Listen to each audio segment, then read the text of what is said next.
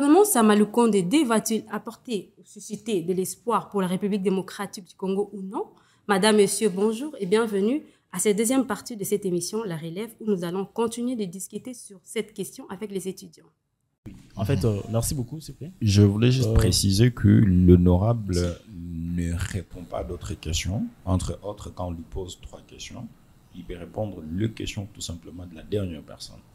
Pour comme le confrère avait posé la question. Vous aviez parlé d'une question de 700 millions.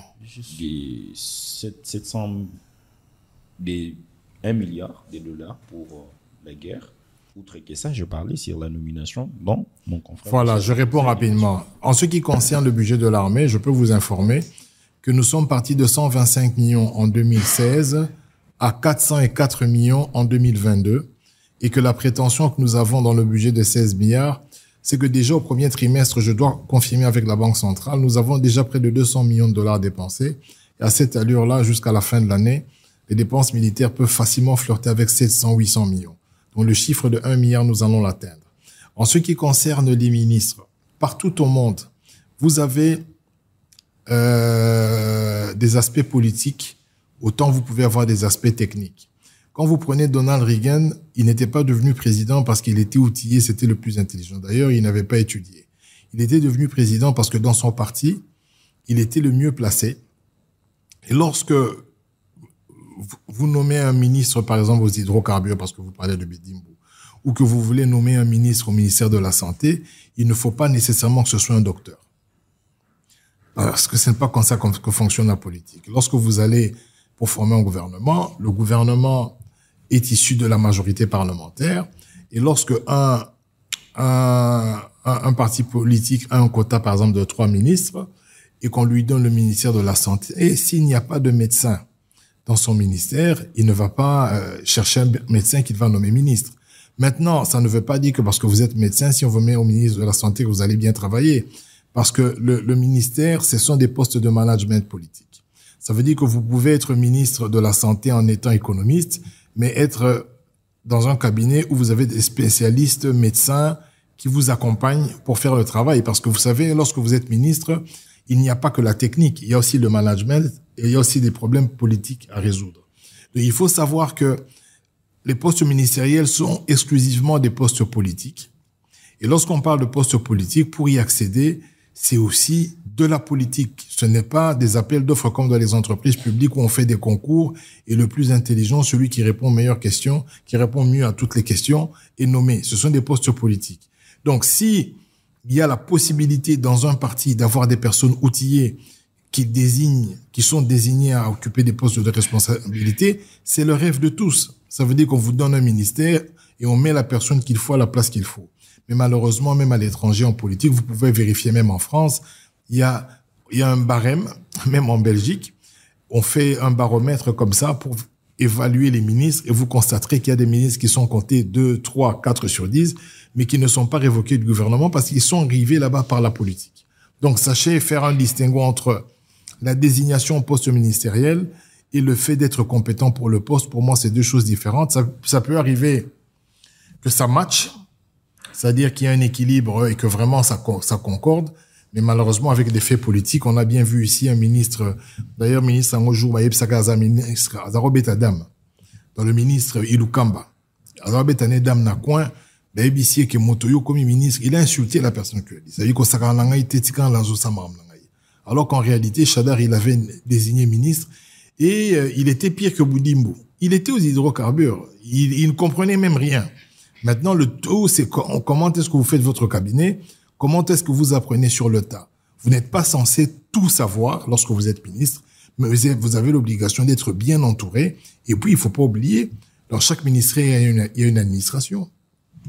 Vous avez un secrétaire général, vous avez des directeurs. Donc, lorsque vous devenez ministre, ils vont vous briefer de comment ça fonctionne, les états, la situation. Avant de signer un document, qu'est-ce que vous signez? Et si vous êtes intelligent, vous apprenez, vous pouvez être un bon ministre. Il suffit d'être connecté, d'être bien connecté à votre administration. Donc, ne vous plaignez pas du fait que, entre guillemets, il y a des ministres qui ne sont pas compétents, parce que les postes ministériels sont exclusivement des postes politique. Et si ce n'était pas le cas, même moi, j'allais faire le test pour devenir ministre. Mais malheureusement, il n'y a pas de test pour devenir ministre. On vous choisit politiquement et vous êtes soumis à cela. Voilà, merci beaucoup pour la parole. Oui, en fait, je voulais juste... Au blogueur qui déjà micro, recadrer ce qu'a dit les camarades. Je parlais plutôt de la confiance. J'ai demandé si notre population a la confiance de ces gouvernements au moment où M. Vital Kamerhe a passé par tout ce que nous connaissons sur les détournements, au moment où M. Jean-Pierre Bemba était rebelle. Oui, était rebelle, mais aussi je compte bien recadrer par rapport à ceux qui pensent que non. M. Jean-Pierre Bemba avait fait de la rébellion. Je dirais plutôt de la lutte armée. Il y a la différence. De la lutte armée. Il y a la différence entre la rébellion et la lutte armée. Oui. En fait, la différence, c'est quoi? Quand on fait de la rébellion, c'est s'opposer ou s'attaquer à un gouvernement légal. Un gouvernement connu par les institutions. Mais quand on fait de la lutte armée, c'est combattre ou s'opposer à un gouvernement issu de la rébellion. Donc, le gouvernement, les régimes de M. Laurent Désiré Kabila, c'était un régime issu de la rébellion. C'est pour cela, M. Jean-Pierre Bemba, l'honorable Delis Sessang, etc., ils avaient fait... Exactement. C'est lui d'ailleurs, c'est un doctrinaire, c'est lui qui nous avait, n'est-ce pas, donné cette notion-là. Donc le monsieur avait fait de la lutte armée, et non de la rébellion. Concernant... Je peux pour que je ne me perds pas. Parce que on est là aussi pour éclairer la population. J'ai juste une question à poser à notre ami qui a cherché à nous recadrer. Il a parlé de la lutte armée, il a parlé de la rébellion. Il dit que la rébellion, c'est lorsqu'on se pose à un gouvernement bien... légal. Oui. Et la lutte armée, c'est lorsqu'on se pose à un gouvernement qui n'est pas légal. Quand est-ce qu'un gouvernement devient légal? Je le dis sous contrôle de l'honorable et sous contrôle de beaucoup de juristes. Un gouvernement devient légal, c'est lorsqu'il y a d'abord investiture. La première question que je mérite te poser. Oui. Le président Laurent Désiré Kabila, l'ex-président, paix à son âme, il n'y avait pas investiture? Écoutez. Non, répondez à une question par oui ou non. C'est pas de cette manière-là qu'on doit répondre à cette question-là. Par quelle manière il a accédé au pouvoir? C'est ça la question qu'on doit se poser. Nous savons tous par quelle manière il a accédé au pouvoir. Dans les débats, s'il vous plaît. C'est là où... Non, laissez-les. Nous savons tous par quelle manière il a accédé au pouvoir. Mais quand est-ce que le pouvoir devient légal? Mes chers amis, vous pouvez accéder au pouvoir et vous vous organisez. Mais quand pour qu'il y ait investiture. C'est légal, c'est pas légal. Je parle de l'accession au pouvoir, monsieur. Je parle de l'accession au pouvoir. Tous nous connaissons par quel mécanisme M. Laurent Désiré Kabila il avait accédé au pouvoir. Bon, rangez le micro à l'autre côté. Moi, je pense que son argumentaire, c'est pour aider Denis Sessanga, parce qu'il faisait partie de ces troupes-là, de ces mères de troupes. Mais c'est évident. Mais enfin, attends. Écoute, tu parles de Denis Sessanga parce qu'on ne parlait pas de Denis Sessanga. Je comprends que tu défends Denis Sessanga parce qu'il fut aussi rebelle. Moi, je suis là, je suis dans ces contextes des rebelles. Je ne suis pas dans la ligue de guerre, la ligue d'armée, tout ça. Nous sommes intellectuels, nous devons. Nous sommes Attends, il y a une différence. Il y a une différence entre. Attends. Écoute, il y a une différence. Attends. Il y a une différence entre intellectuel et intelligent. Il faut faire cette différence-là. Exactement. L'intellectuel, tu peux étudier la science que vous apprenez à l'université, mais être intelligent et donner un argumentaire de taille par rapport à ce qui se présente, c'est complètement différent. Ok? Je préside. Denis Sessanga fit un semeur de troubles. On reste là. Il n'y a pas de débat. Il faut pas essayer de scinder les choses, dire que c'est une lutte armée, tout ça. Non. Il a semé les troubles dans ces pays. Grâce à la lutte armée qu'il avait fait, c'est pas grâce, il faut pas dire grâce. C'est à cause. On peut aussi parler, aujourd'hui qu'on parle des élections. Revenons au débat, s'il vous plaît. Donc, on peut plutôt parler qu'il est révolutionnaire. Revenons, merci. On va tous essayer d'apprendre de cette question de la différence entre la lutte armée et la rébellion. Mais je reviens encore sur le cas de Jean-Pierre Bemba. Je suis en train de dire que nous pourrions penser qu'on capitaliserait son expérience en espérant qu'il peut apporter des solutions durables aux conflits qui nous opposent au M23. Je prends le dernier. Merci beaucoup. Avant que je puisse citer, permettez-moi que je puisse quand même recadrer, m'aider, confrère. Parce que je comprends, c'est comme s'ils ne comprennent pas ce qu'ils disent, en fait. Je commence par mon frère qui est au fond là-bas. Il dit qu'un gouvernement doit être légal s'il est investi. Mais c'est faux, c'est pas ça. Un gouvernement est légal si, un régime plutôt, est légal si ce régime est élu du peuple. Il est légitime s'il est reconnu par les institutions et il est maintenant investi. C'est ça. C'est pas ce que vous êtes en train de dire là. Ah, là, j'apprends. Oui, ouais. Ça, c'est une information. Allez, non, s'il vous plaît. Laissez-moi terminer, hein. Laissez-moi, s'il vous plaît. Je reviens maintenant sur le cas du gouvernement. Nous avons essayé de parler juste de Jean-Pierre Bemba et de Vital Kamerhe. Donc, ils ne sont pas que deux dans le gouvernement. Il y a plusieurs ministres qui forment le gouvernement. Je prends l'exemple du ministre de l'ESI. Lorsque j'ai commencé mon propos, j'ai dit, on a essayé juste de déshabiller Saint-Pierre pour habiller Saint-Paul. Parce que rien n'a changé jusque-là. Le ministre de l'ESI, lorsque le gouvernement Sam Al-Konde a été investi, on a appelé ça le gouvernement des warriors, tout ça. On s'attendait à des choses vraiment exceptionnelles. Choses qui ne s'est même pas réalisées jusque-là. Le ministre de l'ESI a pris ses fonctions. Il a commencé à prendre des décisions telles qu'ici, il a commencé à fermer différentes universités. Des décisions qui n'ont jamais été respectées jusque-là. Vous pensez qu'une telle personne, avec les 8 mois qui restent, va encore réaliser de meilleur que dans une année où qu'il n'a pas faire? Non. Donc, essayons de nous dire la vérité. Ne nous volons pas les figures, en fait. Ce gouvernement ne fera absolument rien du tout. C'est la vérité absolue. Donc, qu'on n'essaye pas de tromper la population, que la population va s'améliorer, c'est là. Non. Nous demeurerons ainsi jusqu'à ce que ce gouvernement va passer. C'est comme ça. Oui. Donc, essayons d'être un peu pragmatiques et puis, c'est ça. Parler, hein, quand même. Merci beaucoup. Je m'appelle Rebecca Mujinga. Je suis étudiante à l'UPEN en G3 sociologie. Je salue les interventions de mes prédécesseurs. Alors, par rapport à ce que mon frère a dit, de ce qui est de voter une loi au Parlement pour avoir des gens expérimentés dans tel domaine, par exemple. Par rapport à Monsieur Vital Kamerhe, moi je dirais que je suis tout à fait d'accord avec ce qu'il a dit, que c'est un économiste et à la tête de l'économie, peut-être qu'il pourra faire mieux. Mais moi, personnellement, je crains sa présence là-bas avec ce qu'il y a eu avec le projet de 100 jours. Alors, si j'ai très bien suivi Raphaël, il a dit que le gouvernement Sama 1, son bilan était totalement négatif. Alors, honorable, on dit souvent qu'il n'y a pas de mauvaises troupes, il n'y a que de mauvais chefs. Alors, ma question est la suivante. Partant de ces dictons que j'ai évoqués, pensez-vous que le gouvernement Sama 2 va sauver le régime en place ou carrément il faut passer à l'élection pour sauver le régime en place? Bon, vous savez, moi j'ai fait l'opposition pendant plusieurs années et il n'y a pas plus facile que l'opposition. Quand vous voulez commencer la politique, en tout cas, je vous encourage, l'opposition. Parce que l'opposition, c'est 2 formules. Ce sont des incompétents, ils n'ont rien fait. Le bilan est négatif.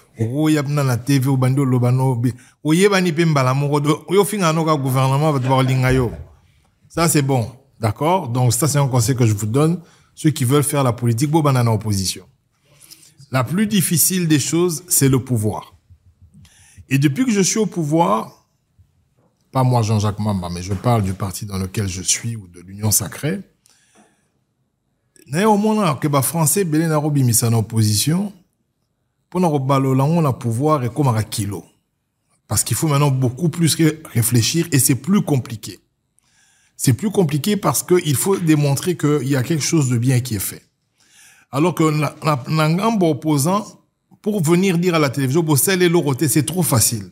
Mais yosko pour le baké bossel et loko, et zara moins kilo, il faut beaucoup réfléchir. Mais je vais vous dire la vérité. En toute objectivité. Parce que c'est ça, c'est aussi comme ça que je fonctionne en politique. Je ne suis pas un djaléliste. Je ne suis pas là pour vous dire que tout fonctionne bien. Mais je peux aussi vous dire que ce pays est sur la bonne voie.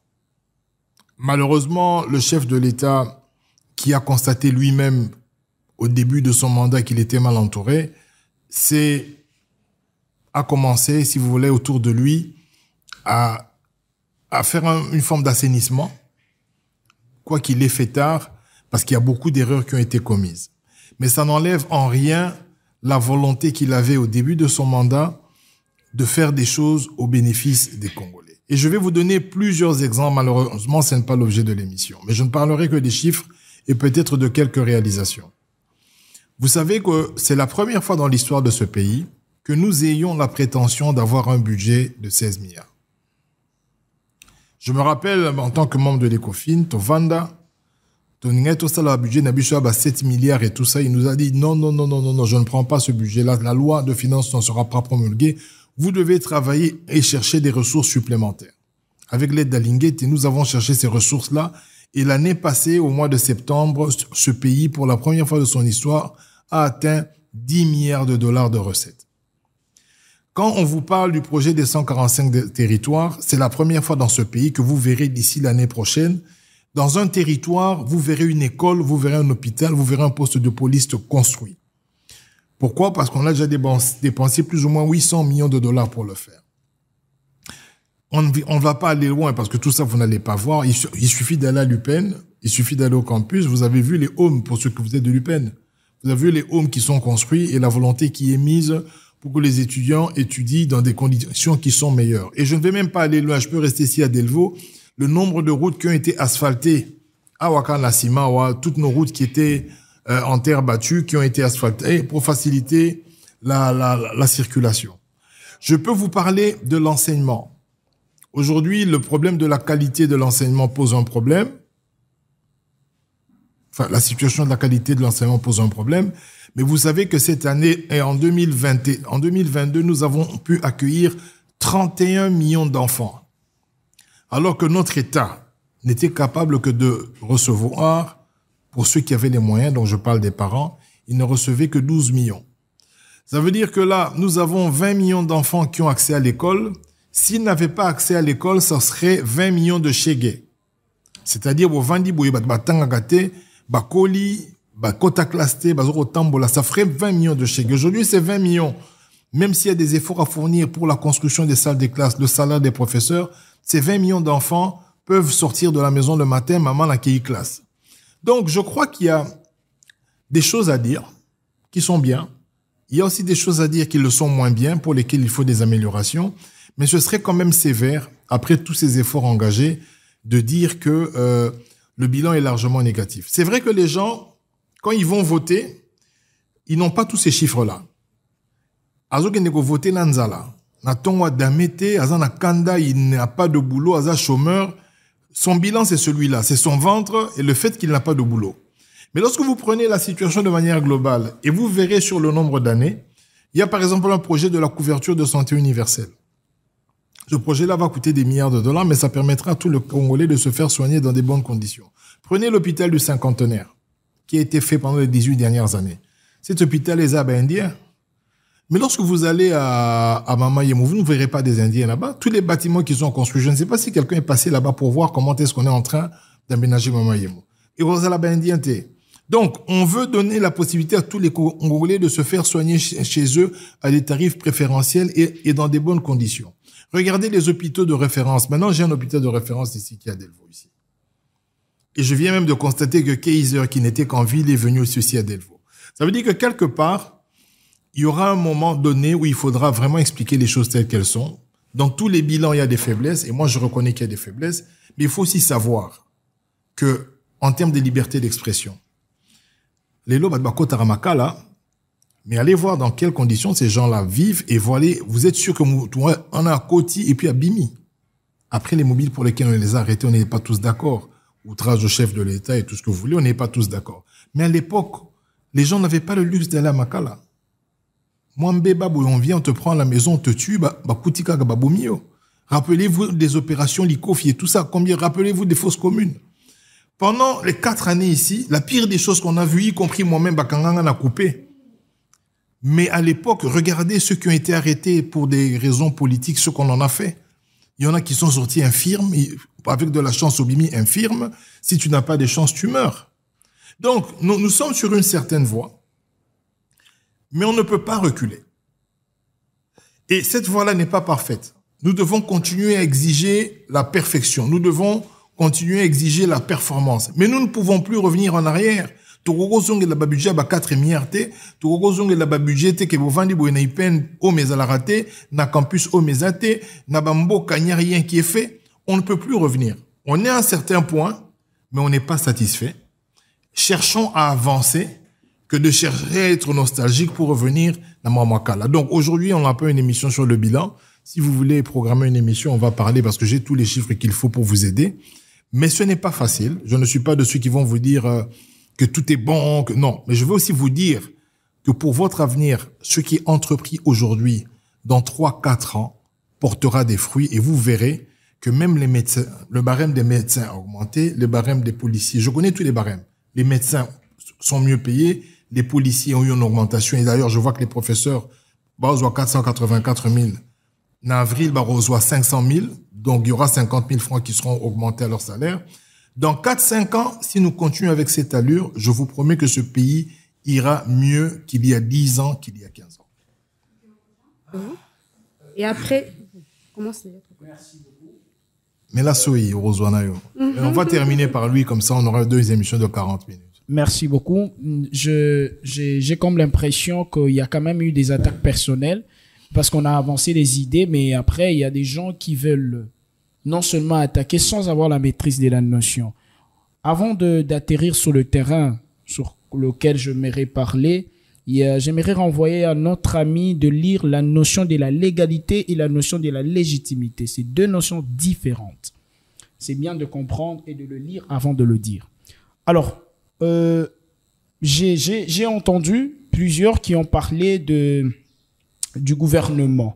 Comme venait de le dire l'honorable, moi je ne suis pas d'un parti politique, mais je suis de ce genre de personnes qui croient en président Félix Tshisekedi. Excusez-moi de dire d'où je viens, moi je suis Katangais, notamment je devais croire à Katumbi, à Kabila, mais je ne sais pas qu'est-ce qui me pousse à croire dans ce président, dans cette personne. Ce n'est pas des tendances politiques, mais il y a quelque chose qui prouve qu'il est capable de faire mieux.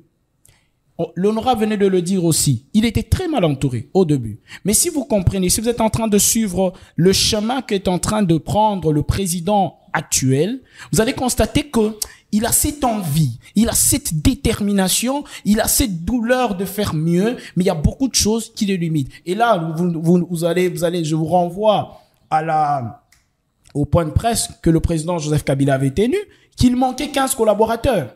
Et donc, le problème ne revient peut-être pas au gouvernement, mais le problème revient aux chefs des personnes qui sont dans la gestion, notamment des personnes remplies par le système machiavélique, des personnes qui n'ont pas cette envie de la population congolaise. C'est vrai, la population souffre, mais on ne doit pas tout ramener chez le... C'est vrai, aujourd'hui, madame venait de le dire, il y aura que de mauvais chefs. Oui, de mauvais chefs. Mais le mauvais chef que vous êtes en train de vouloir publier, il travaille dans quelles conditions? Il est attaqué de partout. Imaginez un peu aujourd'hui la République démocratique du Congo, Nord Kivu, est agressé injustement. Injustement. Je crois qu'aujourd'hui, le président Tshisekedi, je parle sous le contrôle de l'honorable, il est parmi le président qui a cité du doigt le Rwanda. Et parmi l'un des présidents. Et donc, clamer que le gouvernement actuel ne fait pas grande chose, ou le gouvernement, ou parler de Jean-Pierre Mbemba, pour chuter par nos deux co-débatteurs qui ont parlé de Jean-Pierre Mbemba et de l'excellence Vital Kamerhe.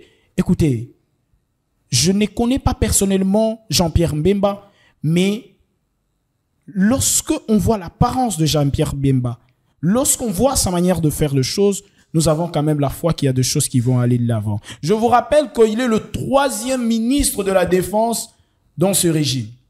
Je ne dirais pas que le président Jean-Pierre Mbemba, il n'y a pas mieux que lui. On venait de vous donner des exemples. Kagame était un rebelle. Et c'est lui qui a sauvé la République. Je rajoute aussi à l'exemple que l'honorable vient de donner, James Kabarebe. Je crois, c'est James Kabarebe, si je ne me trompe pas. Il était chef d'état-major ici. Il était dans les rébellions. Il était parmi les rebelles. Mais Rawlings du Ghana aussi est venu. Mais qu'est-ce que James Kabarebe a été chef d'état-major dans 3 pays. Et il fut ministre de la Défense. Parce que lorsque tu es dans la chose, tu as aussi cette qualité de maîtriser la chose. Et Jean-Pierre Bemba, d'abord, il fait peur aux militaires, même si un général devait détourner, mais il sait que mon chef, c'est Jean-Pierre Bemba. Et mon co-débatteur qui est en face de moi a parlé de l'intelligence et l'intelligence. L'intelligence, dans sa définition courte dont un enfant de l'école primaire doit savoir, c'est l'effet de surmonter aux épreuves. Et si j'évoquais le système de l'intelligence de Vital Kamerhe, c'est parce que je sais que Vital Kamerhe a cette compétence, pas de surmonter aux épreuves, pas de ramener une solution. Parce que vous, le problème qui gangrène au fond de vous, c'est que vous voulez une solution brusque. Non! La gestion de la res publica ou la gestion d'un État, ça part par une procédure. Et la procédure doit être... vous devez comprendre que cette procédure, on doit être patient pour que cette procédure aboutisse. Vous ne pouvez pas me dire qu'une maman met au monde un enfant de 10 ans directement. Il y a toujours une procédure. Et ce qui est vrai, je chute par là, il y a de l'espoir. Il y a de l'espoir. Aujourd'hui, c'est vrai, si on part aux élections en 2023, vous allez le constater que beaucoup de personnes ne voudront pas voter pour le président Tshisekedi. Pourquoi? Ils diront, ben voilà, il n'a rien fait. Mais il y a beaucoup de choses que l'honorable vient d'évoquer. Il y a beaucoup de choses que l'honorable vient d'évoquer que le président Tshisekedi est en train d'entreprendre. Il est mal entouré. Mais sa philosophie, son idée, surtout que je venais de le dire et j'ai toujours répété dans toutes les émissions où je passe, ne nous externisons pas sous les individus. À un certain niveau, les intellectuels parlent des idées. Vous vous externisez plus sur Jean-Pierre Bemba, la personne de Jean-Pierre Bemba. Mais vous ne voyez pas la philosophie, l'idée, la logique que Jean-Pierre Bemba peut apporter au ministère de la Défense. L'idée, la logique, la philosophie, la conception que le ministre... comment il s'appelle, Vital Kamerhe va rapporter. Vous vous éternisez, non, il a volé dans le temps. Un voleur peut être un chrétien. Un chrétien peut finir un jour par être un voleur. Merci. On prend les derniers. Alors, bon, les deux derniers. Les deux derniers. Et puis on clôture. Sinon, ça va pas finir. Je suis déjà technocrate à la base et je suis un homme de terrain.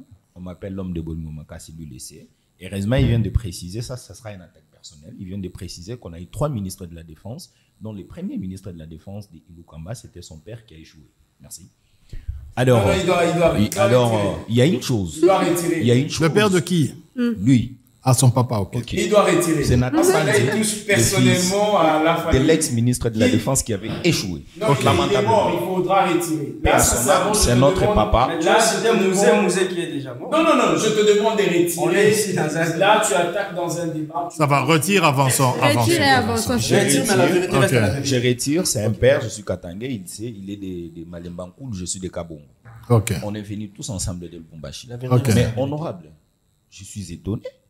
Vous avez dit, c'est bien d'être à l'opposition parce que vous allez parler des Français, mais c'est les mêmes Français qu'on est en train de vivre ici. Oui.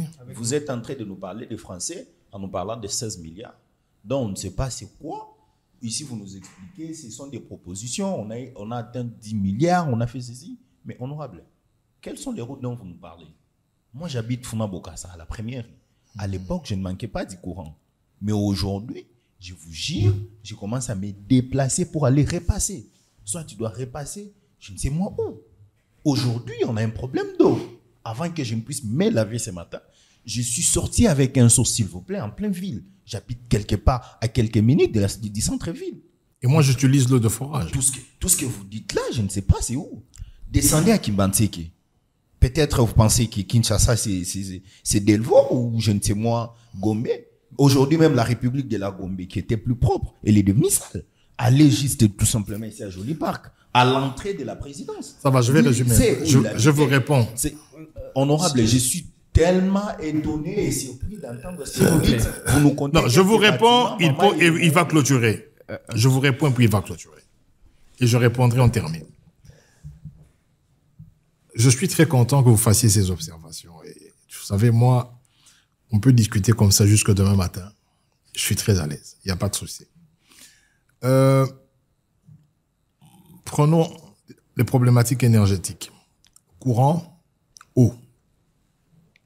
Il y a quelque chose que vous devez comprendre. Nous avons une ville qui a été construite pour 400 000 habitants. de par le fait que nous n'avons pas développé nos provinces, la plupart des personnes ont quitté des provinces pour venir dans la capitale. Et d'ailleurs, c'est un exode qui s'est accentué. Je tiens à vous informer qu'en 2011, nous étions à plus ou moins 6 ou 7 millions. Aujourd'hui, nous sommes à 13 millions dans la même ville, avec les mêmes infrastructures. Lorsque vous avez une augmentation de près de 40% dans une métropole, des problèmes arrivent.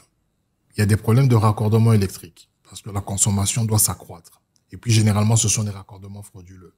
Au moment où je vous parle, le DG de la SNEL, il est au Parlement pour continuer à répondre et il y aura des interventions. Parce qu'il y a des gens qui pensent qu'il n'est pas à la hauteur de la fonction et d'autres pensent que ce sont des problèmes structurels. En ce qui concerne l'eau, on vient de lancer l'Embaimbu et il y a aussi la station de pompage d'ozone.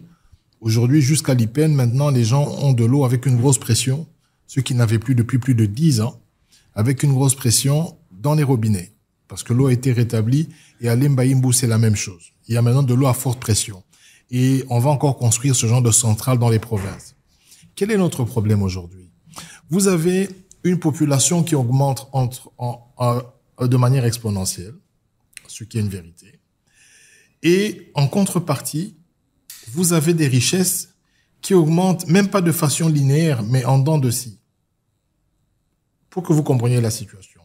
Nous sommes en 2010, nous avons un budget de 5,9 milliards. Nous sommes en 2017, nous avons aussi un budget de 5,9 ou 6,2 si je ne m'abuse.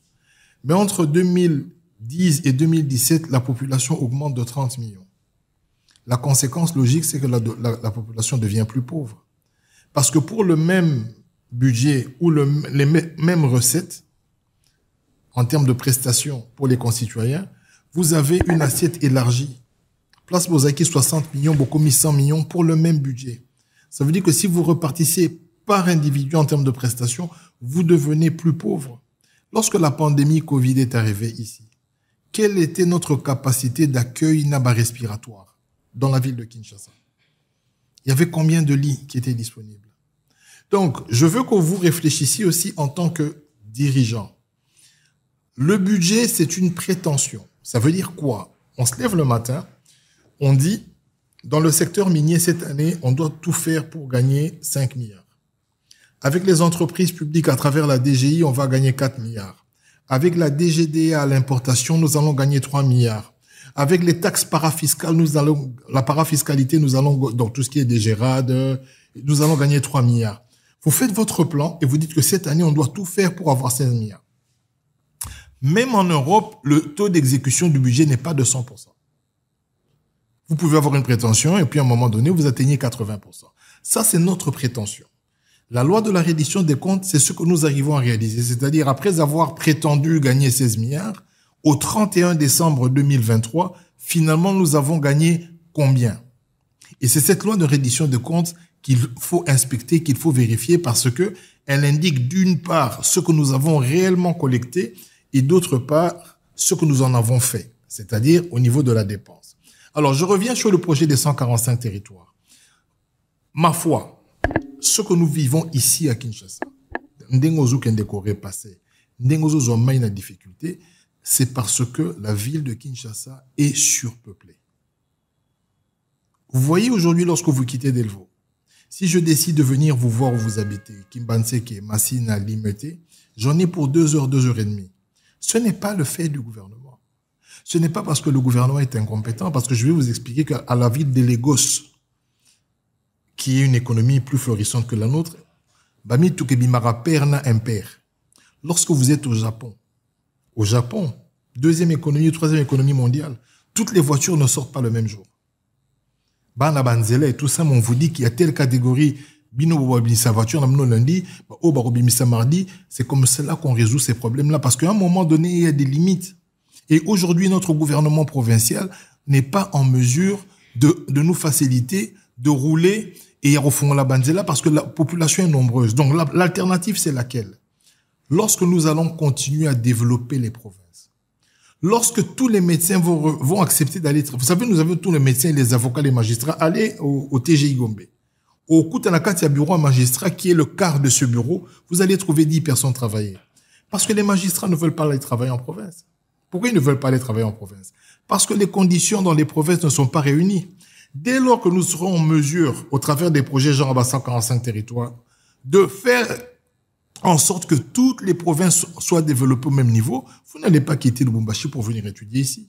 Les gens ne vont pas quitter Mbujima et les Wewa que vous voyez ici avec les motos ne vont pas quitter Chikapa pour venir faire le transport ici.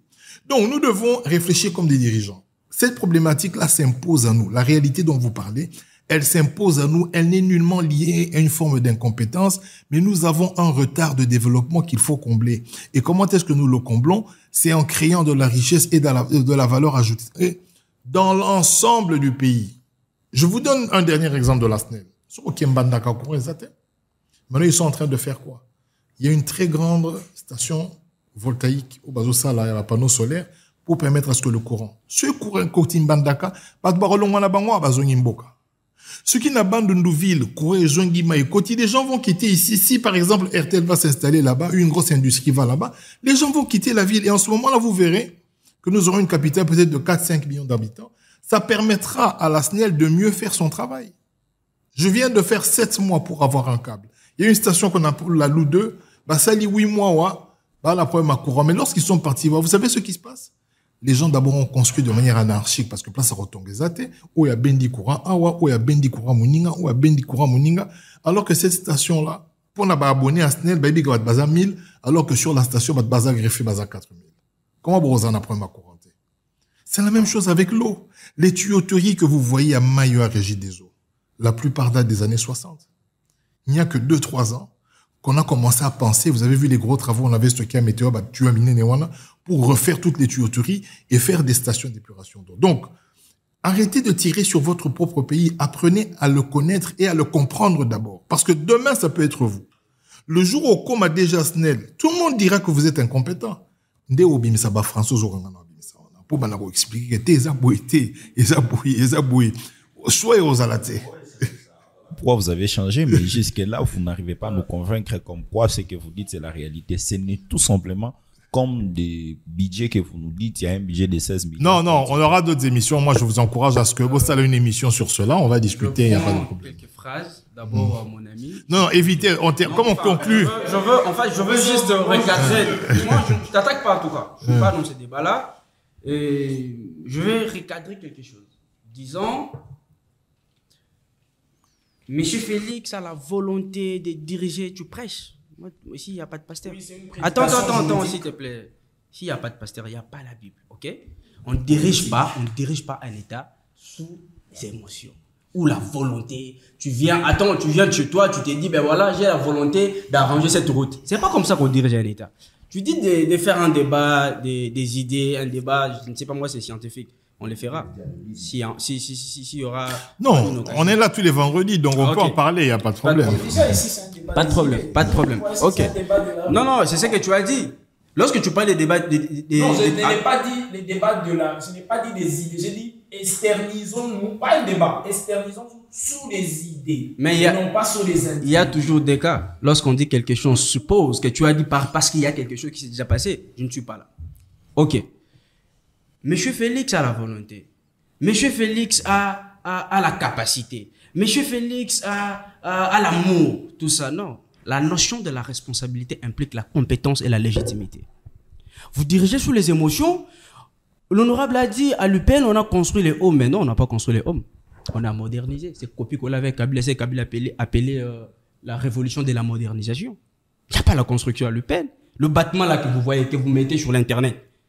On a essayé de mettre de couleurs de peinture. Non, je ne veux pas dire que c'est mauvais. Je n'ai pas dit que c'est mauvais. Okay. D'ailleurs, je remercie les chefs de l'État d'avoir sacralisé les 6 avril. Ça, je remercie les chefs de l'État. Je ne dis pas que mettre la peinture dans un bâtiment déjà construit, c'est Zamabé. Non. Ah, ok. J'ai dit par contre, il ne faut pas dire qu'il a construit. Parce que construire et peindre, c'est différent. Peindre ce qui a été construit et construire... Non, pas peindre, rénover. Rénover. Je crois que ce n'est pas que de la peinture, on a rénové tous les hauts. Peu importe, mais ça au campus aussi. Ce n'est pas la construction ici des régimes en place. J'avance. La rénovation coûte cher. Peu importe, mais la construction coûte encore plus cher que ça. J'avance. J'avance. Mon cher ami. Il faut enlever les sentiments. Ok? Nous sommes tous jeunes. On apprend. Oui, j'accepte, on apprend. Mais il ne faut pas oublier. Moi, je ne m'inscris pas dans la logique de la théorie des idéalistes. Je suis réaliste. C'est ce qui est, pas ce qui doit être. La situation se présente. Il faut réfléchir en termes de ça. On dirige un État par rapport à la projection. Vous projetez les projets. Vous dites, en 2023, on fera ça et ça. Mais ce n'est pas ce qui se passe avec le régime actuel. Vous pensez? S'il vous plaît. Il y a des détournements partout. Les projets de 145 mais dans le temps. Non, vous avez parlé de détournement parce qu'il y a eu quelqu'un qui a prêché sur ça. S'il vous plaît. Est-ce que dans le temps, on était au courant de détournement? Oui. Ben oui. C'est parce que les pays étaient mal dirigés. On va clôturer. Lorsque les pays sont mal dirigés, lorsque vous voyez qu'un projet, on parlait de l'émergence de la RDC après 30 ans, je sais que Kabila a parlé, mais on parle aujourd'hui de Boukangalonzo, l'argent de Boukangalonzo a été détourné.